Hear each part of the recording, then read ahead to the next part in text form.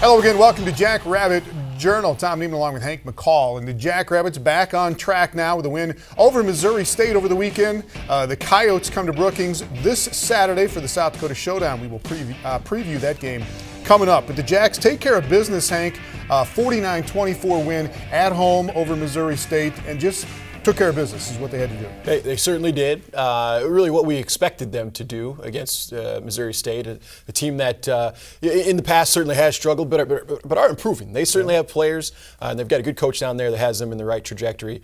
But no, the Jackrabbits looked very good last week, started off a little sluggish, gave up a couple of big plays in the first half, but they were able to run the ball effectively, something they haven't necessarily been able to do this season, and in the end, get the win, although it may not have been all that pretty from the get-go. They did rack up 213 yards rushing. That is the second most this season behind the 220 they had at North Dakota State. A season-high 6 rushing touchdowns, and all of them by the running backs. Mikey Daniels, Isaac Wallace, Brady Mingarelli, Kyle Paris, all with touchdowns, Hank. You've been banging on this run game all year, and Missouri State's not a bad run defense, and the Jacks got it done. No, they really weren't. The Bears actually had been defending the run pretty well coming into last Saturday.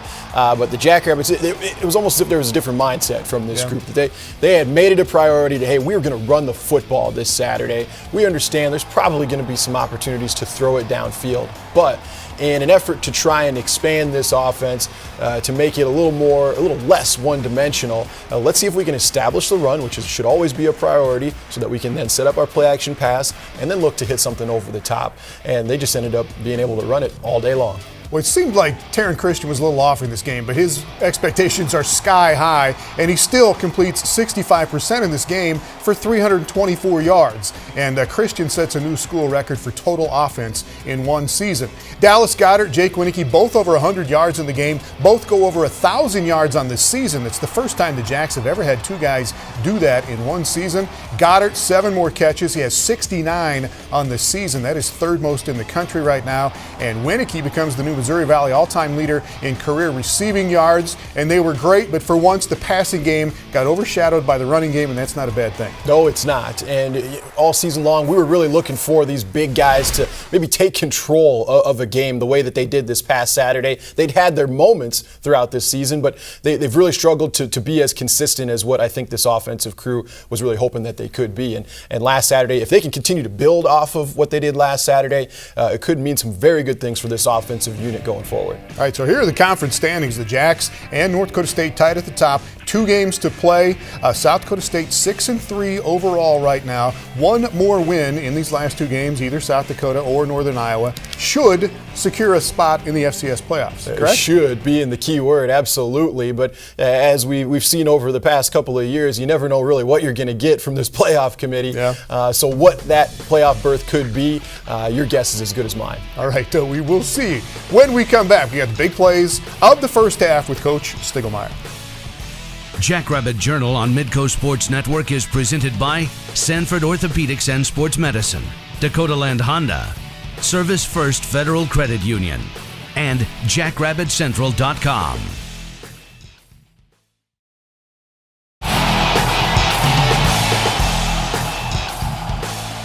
Welcome back. Missouri State did not win a game in the Missouri Valley Conference last year. They went 0-8. But the Bears this year are not the doormats that they have been in the Missouri Valley Conference the last 3 or 4 or 5 years. No, they're not. And being down on the field before the game, you could see some of the athletes that this team does have. And then some of the plays that they were able to make on Saturday. They've got some guys. They still have a ton of work to do as far as depth and the bigger picture. But no, an up-and-coming program for sure. All right, here is Stig talking about being the heavy favorite in this game nonetheless, and then the big plays of the first half. All right, Coach, this is one of those games you should win, and these can be dangerous. And you've been talking about your guys needing to be mature and take care of business. How'd they do in this game? I thought we started out really well. I think we played a really good football game against a really good football team. In the Missouri Valley, you can't look at the records. You just can't. And you see it over and over every week. So we came out ready to play, and they had a couple of big plays that changed it, but we played some good football. All right, yeah. Very good start at home again. Just under 11,000 at the new stadium for this game against Missouri State. And first possession here, driving in Brady Mingarelli, starting it off with a 31-yard run. Yeah, just simple stretch play. He makes one guy miss. Brady had probably his best game of his career. receiving, running, and so on. And here you see one of our young guys, Mikey Daniels, get into the end zone. Cool to see that happen. He's a hard runner, a big guy, and so we chose to use him a little bit more in short yardage or goal line situations, and he responded. You can see how guys love him. Yeah. They celebrate with him. Here we get some good pressure inside, and quite often the guy that gets the sack is not the guy that did the best job. Kellen's just kind of hanging out there and comes off the block and makes a sack. Really, it was Cole Langer that scared him out of there. All right, Langer will get one of his own later, but later in the first, here the Jacks offense backward. Mangarelli. This is technically a run, I think, isn't it? But well, it's a pass because it's thrown forward, but it's again, great blocking. He makes their best football player miss, which is tremendous. Here you see us just run a little scissors route here, and Dallas ends up being open, and really good design by our offensive coaches. And again, our guys love each other. You can see how they celebrate with Dallas here also. That's one of the things we tell recruits to look at. Look at the spirit of our football team. Are our guys running back to the sideline, or are they getting involved in the celebration? Fat guys down there helping out. 14-0, you're in the lead here. And then Deion Holloman, great return guy for them, but the kickoff coverage was excellent. Kickoff, punt coverage. This is, Jimmy Rogers coaches this team, and he challenged our guys, and they rose up. And that's phenomenal because that young man is a phenomenal football player. It started with the placement of Sam Coop. Here you see Shane Gottlob come off his block and get a tackle for loss. But guys are getting to the ball. They're playing like it's their last play. And great to this point, and then they hit you. The next play here is the 91-yard touchdown. Yeah, this is bad fundamentals. You can see Jordan Brown come off the edge there. Just grab the cloth. It's like he was afraid he was going to get hit. He's the tackler. That kid's got it. We talked about the skill they have. You can't allow a guy in the open field. One of our safeties could have taken a little different angle. The other safety would have had a chance to make the tackle. But that's one play, but it affects the football game. All right, it's 14-7. Jacks in the lead, still in the first quarter here. And then an interception here by Tarrant. Yeah, I was asked, if I had receivers, if I was the quarterback, had receivers like Goddard and Winicky, would I take some chances? And I said yes. Yeah. That was taking a chance. He had a guy in his face. He threw it up. He should not have done it. Should have taken the sack and consequently get a short field. It's 3rd and long here. We're a step away from getting a sack, but they make the play. And our middle third safety fell down on that, or that would have been a potential interception. Yeah, Nick Farina kind of bummed up an ankle on that play, but nonetheless, 14-14 at the end of the first quarter. Second quarter here, get a drive going. Jake Winicky making a catch here, and he would become the all-time Missouri Valley leader in receiving yards in this game. And then after that catch, you run it 8 straight times. Well, we had come into the game saying we want to run the football, and we felt we could, and we did. And here you see Mikey again, a physical player. He got hurt in that football play, ended up out for the rest of the game. But our guys embrace that. Our fat guys embrace that, and they want to do that. And you see us doing it again here. Really, the guy coming in motion is decoration. It's frosting. He didn't get the ball the whole football game. But again, running hard, blocking hard. All right, 3rd and 7 here from the 9, and Brady Mangarelli had 5 catches. Gets hammered. This kid for Missouri State, Dylan Cole, is a big, mean, 240-pound linebacker. He is a phenomenal football player, and he whacked Brady there. Thought it maybe was a little high, but the officials were right there. The big play there was Charlie Harmon out in the open field blocking their corner. And here you see, Brady has to go out. He does the work, and in comes Isaac Wallace and gets the touchdown. But again, fat guys, look at the excitement about scoring touchdowns. One of a half dozen rushing touchdowns in the game for the Jacks, and you go back in the lead 21-14, and then some more defense here. Here's Cole Langer. He does get one. Yeah, he just manhandled this guy, got him back to the level of the quarterback and accelerated. Cole had maybe his best game, not necessarily statistically, but one of his best games of his career, just the way he played and was part of every play. Here they hurt us on this play. In the first half, that's jet sweep. It's 5th grade football. We know who's getting the ball, but you have to fit it right. And you have to have leverage on that young man because he's faster than anybody we have on the football field. And then it got really weird here at the end of the first half. Their quarterback down inside the 5-yard line, so they got a 1st and goal, but they don't have any timeouts. This is a fumble right here. This is a fumble. The clock should keep running. The officials make the right call. He drops the ball. That's a running play. His knee was on the field. He's calling it down. The clock should be running. Our clock guy stopped the clock. Shouldn't have had to start it. Should have kept running. It was a running play. and he's trying to get it started. I'm yelling, everybody's yelling. There were 12 seconds, at least 12 seconds of runoff here. Yes, without a doubt, and there were 12 seconds left on the clock. But again, the white hat make the right call. It's a unique situation. All right, they do put 2 seconds back up here, and they get a field goal, so it's 21-17 at halftime. And as you said, you get out to that great start. It was kind of in the first half, wasn't it? It was, but again, we went back into the locker room and reminded our guys they had one drive. That was at the end of the half. The other stuff was a short field on the turnover and then the long pass. And so, you think about all the things you did well. Do them well again. Well, Jacks take control in the third quarter. They get all over a fake punt attempt by Missouri State and another go-go gadget catch by Dallas Goedert.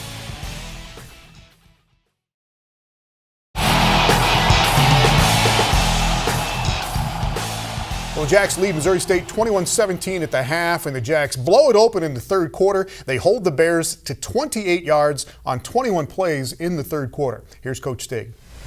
All right, Coach. Third quarter was really good for your football team. What happened in the third quarter here? Well, we came out ready to play. We did our job defensively. We had a bunch of 3-and-outs. Mm-hmm. We were going to see a big play in special teams. And just, I wish we could do that at the start of the game. And we have done it at some points. But it seems like that third quarter, we come out ready to go. All right, let's get into it here. And as you said, you force a 3-and-out, and then Christian goes to Mangarelli.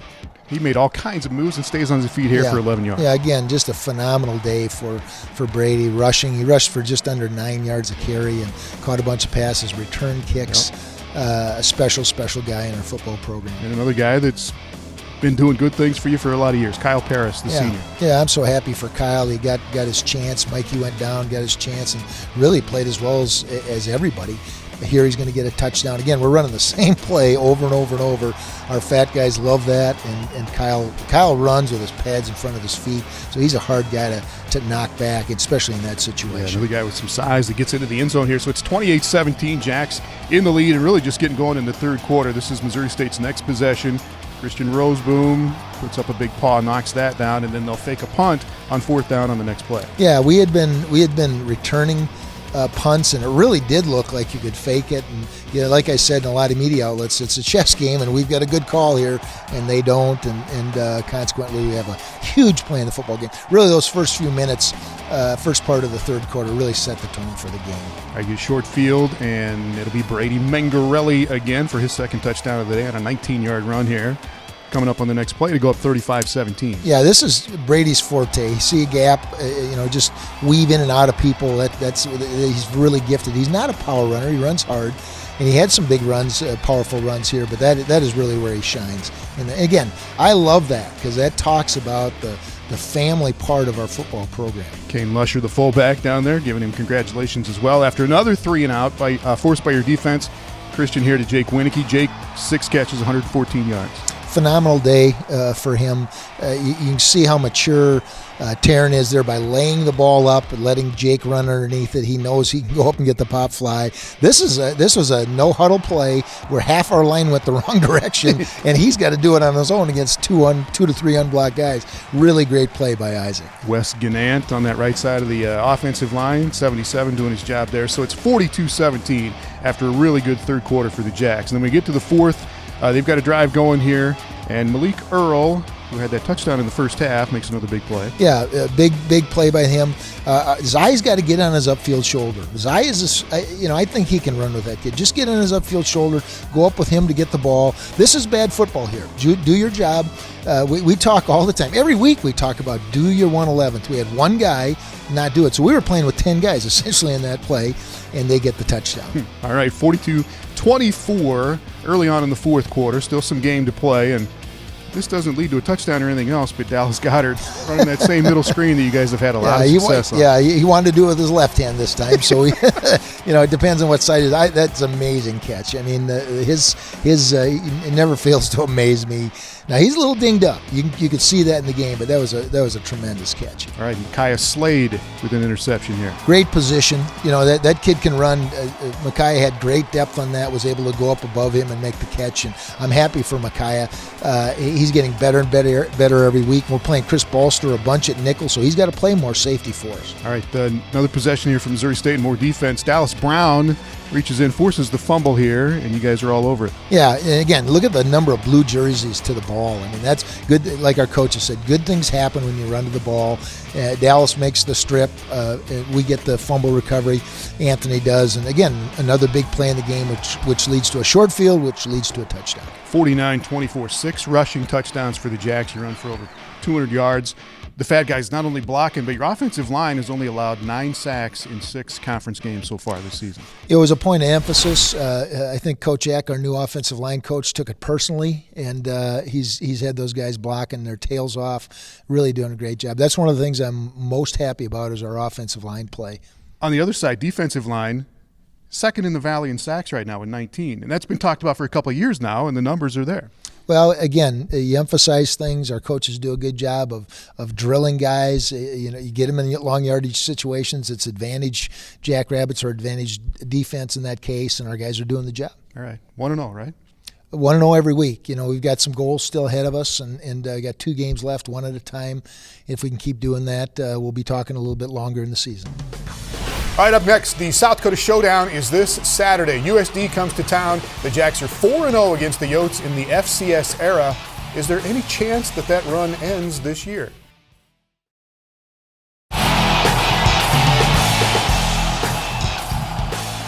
Welcome back. It is going to be close to 60 degrees. It's going to be sunny on Saturday, and you are invited by Coach Stig and the Jackrabbits to Brookings to get to the South Dakota Showdown game. South Dakota and South Dakota State playing for the 5th time as FCS programs, and the Jackrabbits have won 4 in a row. So is there a chance, Hank, a decent chance, a good chance, whatever, that the Coyotes end that streak this Saturday?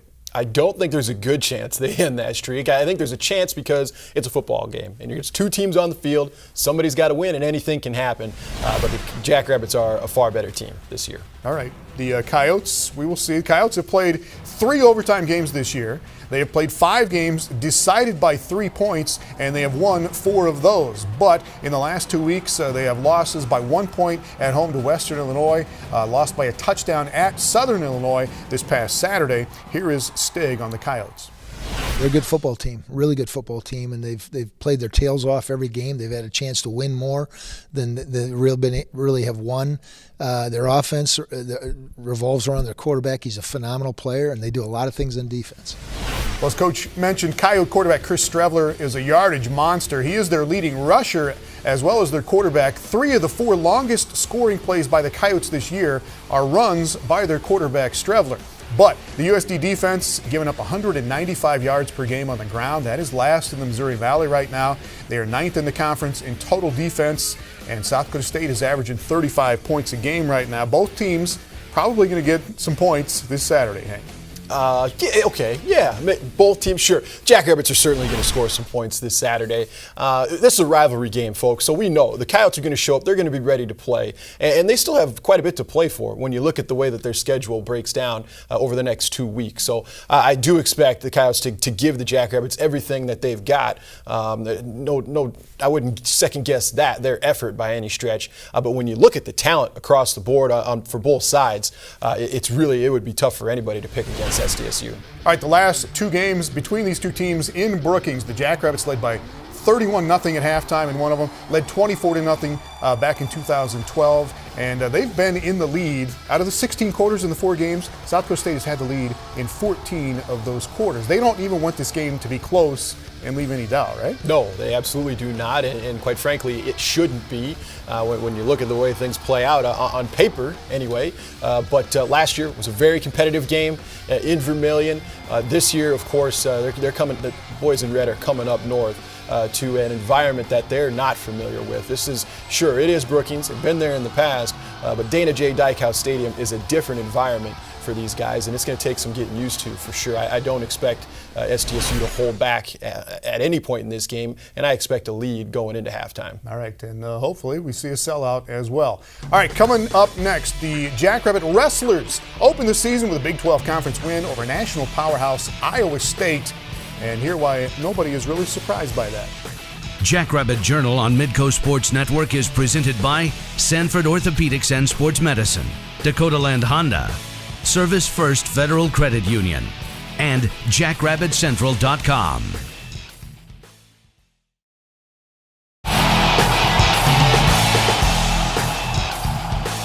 Welcome back. Don't call it an upset. The Jackrabbit Wrestlers opened the season with a 27-9 win over Iowa State in front of a record crowd of more than 1,800 fans at Frost Arena. And there were a couple of goosebump moments for the Jackrabbits, including David Kocher's win at 174. He was up against two-time Big 12 champion Leland Weatherspoon, and Kocher with a takedown in the final seconds to drive the crowd crazy. He wins 3-1.